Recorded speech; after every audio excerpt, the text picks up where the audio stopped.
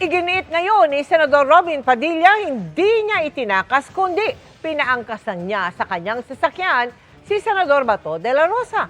Paalis ng Senado noong Huwebes. Ang sabi pa niya, ibinaba niya si de la Rosa sa Makati at doon ito sinundo ng sariling sasakyan.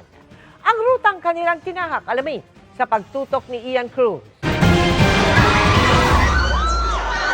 Ilang oras matapos magkaputukan sa Senado, huling nakita sa Senado si Senador Bato de la Rosa kasama si Senador Robin Padilla habang palabas ng Senate Building.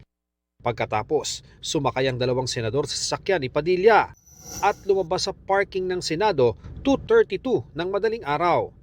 Sir, saan kayo pumunta after? Pero may nabanggit na clue sa isang pahayag ng opisina ni Padilla. Bumaba umano si de la Rosa sa Makati kung saan siya sinundo ng kanyang sasakyan. Hindi na umano tinanong ni Padilla kung saan ito pupunta. Hindi rin binanggit kung saan ito sa Makati. Pero ayon sa isa naming mapagkakatiwalaang source, dito nakarating ang sasakyan ni Padilla sa tapat ng isang gusali malapit sa kanto ng Ayala Avenue at HV de la Costa Street. Pero paano umabot sa Makati ang dalawang senador?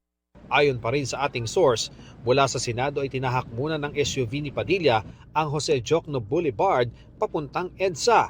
Mula EDSA Makati naman ay kumaliwa ito sa Arnaiz Avenue hanggang makarating sa kanto ng Ayala at de la Costa kung saan bumaba si de la Rosa. Bineberipika pa rin natin yan. Patuloy ang backtracking ng pulisya kung saan na napunta si de la Rosa para maaresto sa bisa ng warrant ng International Criminal Court o ICC bilang co-perpetrator sa kasong Crimes Against Humanity.